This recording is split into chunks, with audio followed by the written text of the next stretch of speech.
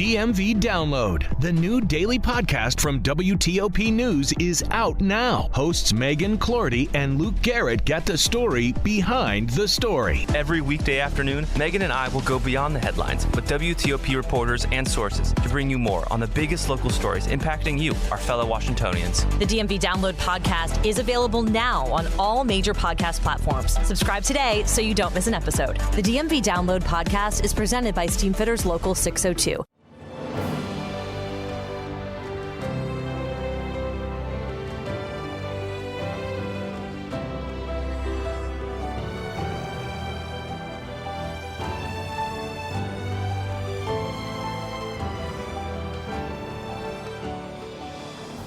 Welcome to the newest episode of Beyond the Fame with Jason Fraley. I'm your host, Jason Fraley, picking the brains of the top filmmakers, musicians, and artists of our time.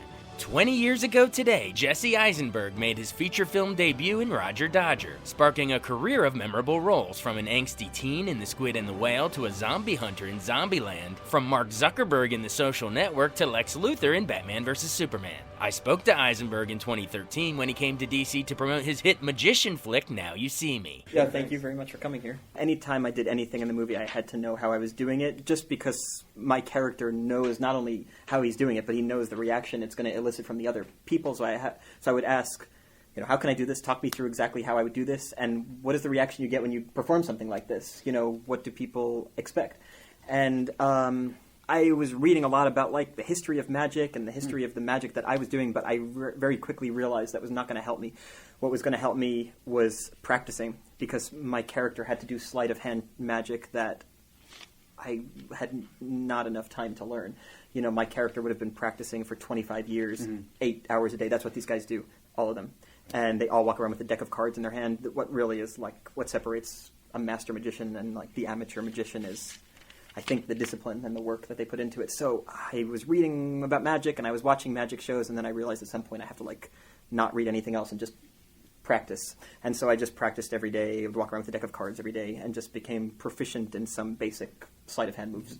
Yeah, I learned a lot of the basic principles of magic, and then we went to see David Copperfield show and David Blaine, Penn and Teller, and I kind of knew how they did a lot of it because I understand 10 basic principles of how you make a big thing disappear, how do you make a motorcycle appear on a table when there's no motorcycle. You learn the basic principles, and then you can kind of extrapolate how they would do certain things. And then I would see, so the magic consultant on this movie, his name is David Kwong, and he took me to these shows, and we would talk about the shows afterwards, and I would say, I think I know this, I think I know this, I think I know this, and I would say, and how did they do this? And he would say, I have no idea. Yeah, there were even some tricks that still stump magicians, and those are the tricks that are the best, because if they're stumping, the industry, then they must be really great. Now, did you latch onto one of these magicians you went to see more than the others, or was it more of a composite of all the different ones you saw? Yeah, it was more of a composite. When I first met with Louis Leterrier, the director of the movie, I said I would like to play kind of like David Blaine. He dresses in jeans and is casual and kind of, almost affects an air of disinterest. And he said he didn't want that. He wanted something more like Copperfield, somebody who's kind of flashy. But Copperfield kind of seems to me like he's from a different generation of magicians, kind of the more showman. And so I got to kind of meld the two of them, somewhere in between. Somebody who's comfortable performing on the street and seems kind of like a guy who can appear casual, but then also the kind of intense... the intensity of David Blaine. And I think also for the movie, it's probably better to be an intense character, because when you're, very casual in the scenes can fall a little flat. So it was important for me to kind of have this intensity. And how does that work, coming with an idea that you had an idea for the character, sounds like, with the one guy, and it sounds like the director came with another. How do you go about melding the two visions? It's interesting. When he first told me how he wanted, I disagreed vehemently, and I almost didn't want to do the movie because I had not signed on to the movie yet. We were just talking generally about the character, and he told me what he wanted me to wear, and I just thought it was not right because it felt to me too fancy. They wanted me to dress in nice clothes. Louis is French, so he wanted to wear nice French. The actors wear nice French clothing, and it just seemed wrong to me.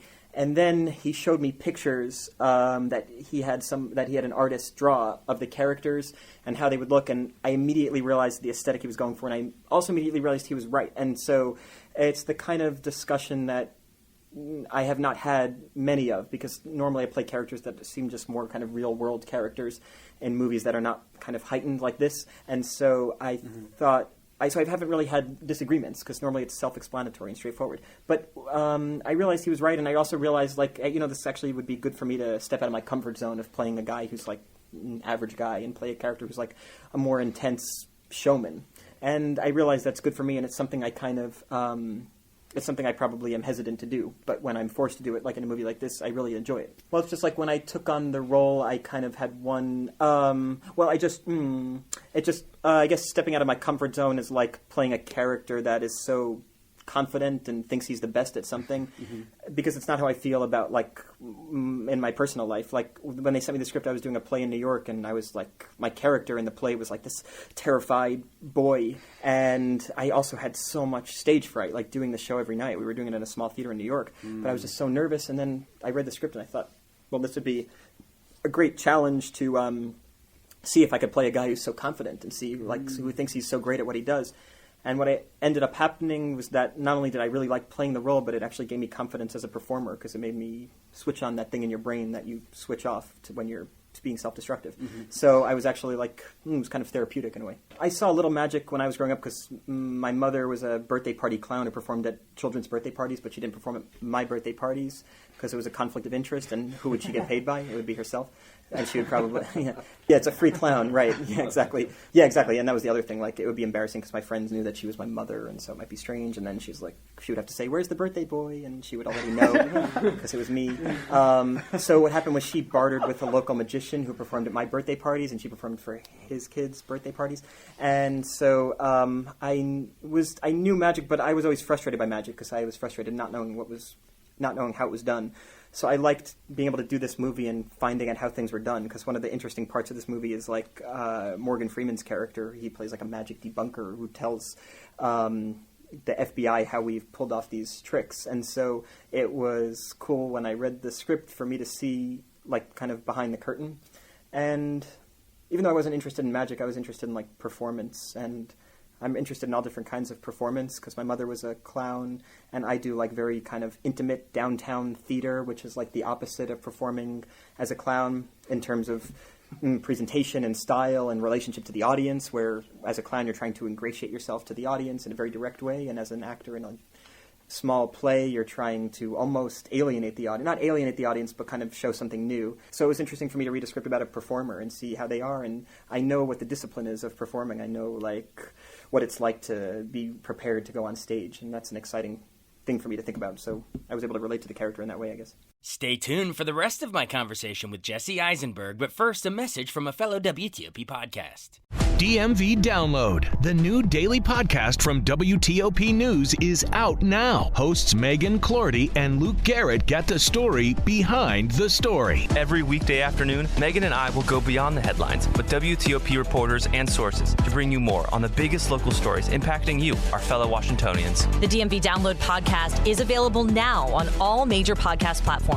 Subscribe today so you don't miss an episode. The DMV Download podcast is presented by Steamfitters Local 602. Welcome back to Beyond the Fame with the rest of my conversation with Jesse Eisenberg. When I read the script, I thought this is a great opportunity for me, because I can play a character who loves performing, and as I said, I really wanted to do something like that. And then I really liked how unpredictable the script was. I very rarely get sent movies like this with kind of complicated plots. They normally send me characters who have a relationship problem with their mother. And so this was like a unique script to get. And I thought that, so he didn't have to, like, push me that hard. I kind of wanted to do it too. The only thing he had to push me on was to get me comfortable with playing this character that was flashy. Because to me it felt like it could be cheesy if the character's, like, so flashy. But then I was thinking about it. But the more I thought about it and prepared for it, the more I realized, well, this guy is actually flashy because he's created this persona for himself. He's changed his name to Atlas. He is the best magician in the world, so he's actually created this persona that you could either find crazy or not, but he takes it seriously. And once I could do that with a character, then I'm fine. Once I can start to find, like, the logical basis for the way they behave, then I'm fine. I could do anything within the parameters. I mean, I loved working with Woody Harrelson. We were going to do a sequel to Zombieland that I guess ultimately turned into a television series or something. So we wanted to work together again. We have a similar working style, and when they told me they were thinking of Woody for it, I thought it would be great, especially because the characters in this movie have a different dynamic. We're kind of like peers and rivals in the movie, so I think because we have a different dynamic in this movie, it's okay. I think if we had the same relationship as we did in Zombieland, I think it would just be annoying to see us like trying to hijack this movie with our other funny bit, but we don't really have that. We're like, I'm condescending to him, and in the other movie I was like, kind of terrified of him. And if you work with somebody, you develop like a shorthand. Like, I would never ever give another actor notes. Like that's like the first rule in the book is like you don't comment on an actor, and the actor doesn't comment on you. But Woody and I are comfortable with each other, so if I have like a funny idea for a line for him, I'll go whisper it to him, and he'll do the same for me. And that's you can only do that with people you really trust, and where you don't feel like you're being invasive. Yeah, I think because he hired like actors who take themselves really seriously, and I think he was kind of governed by that, so that he would, so that the tone on the set was that the acting is going to be treated with seriousness, because the actors doing it are used to doing that, and so we're not used to doing like action movies where we kind of, which I can't imagine what that must be like to always do action movies. I imagine it's probably the characters are so flimsy in a lot of action movies, it's probably hard to take it seriously, so the acting probably becomes like secondary, and this just wasn't the case. These are actors who normally do like character movies, so we were all like I guess just creating a tone on set of seriousness.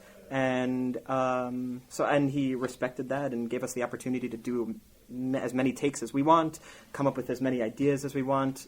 I had luxuries on this movie that I don't have on like small character-driven movies, because we had more time to work on this one. Whereas when you do like a small, intimate character drama, you have 20 days to shoot a movie. We had like 70 days or something to shoot this.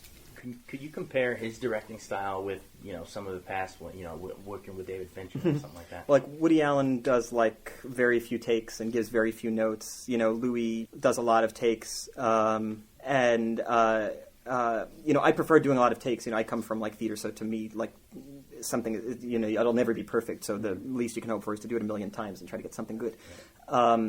And David Fincher does a lot of takes too. That was like a wonderful experience because he like does he'll do the same scene over and over and over again, and that's great. But I don't know. It's strange. Like I mainly just remember the experience as what the character felt. So like with this movie, I felt like the character was like this kind of showman, and I felt confident about what I was doing in the movie because my character feels confident.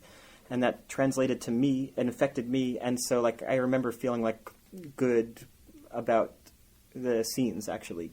And it's strange, because I normally feel disappointed after a scene is over. But I actually felt good during this. But I think that's because my character felt good about it, probably. Yeah, it's funny. We just finished a show for 200 people, and we're gearing up to do it in a much bigger theater. And when I was thinking about it, I actually think it would be easier in a bigger theater. There's something about performing... it's like the old thing, like... well, I don't know, like that people get very nervous performing in front of their mother. I don't know if that's an old thing or this is just something people say in theater. Yeah. Like, it's nerve-wracking to perform for one person more so than 1,000 people you don't know. Because you're, like, going through your mind, like, what is this person thinking of? And you're self-conscious in front of them, and you have all these associations with them off stage. And so we're about to do the same play I just did for 200 people for, like, a lot more people. And I think it'll be easier. When I was doing Now You See Me and there was tons of people in the audience, there's a certain energy in the room that you don't get from a small group. Right. And the energy lifts you up, and the audience becomes kind of like another character in it because they're laughing and they're interacting. So actually they're another character in the way that they're giving as much as some of the other actors. Right. And so I think maybe a bigger audience is kind of, in a way, paradoxically easier. I don't know. I mean, when I was reading the script, I thought like what an audience would think of it. Which I don't really think about a lot because I'm mostly just focusing on my character, but I was thinking, like, this seems like the kind of movie that a lot of people would like. And the most interesting thing to me in thinking of it that way is, like, you get to see how these incredible tricks were done. So, like, in the first show, we rob a bank from a stage in Las Vegas. We rob a bank in Paris. And when I read it, I thought this is impossible, like a fantastical thing for a movie. And then Morgan Freeman's character explains to Mark Ruffalo's character how it was done. And so the audience gets to learn how these tricks were done. And to me, that was like the most interesting thing because I was so curious, like as a reader reading the script, how this possibly could be done. And then you realize, oh, it's actually possible. It's like very complicated and it takes like a lot of preparation, but it's possible to do. Thanks so much for joining us on Beyond the Fame with Jason Fraley. Remember to hit the subscribe button and give us a 5-star rating if you like what you hear. We'll see you next time.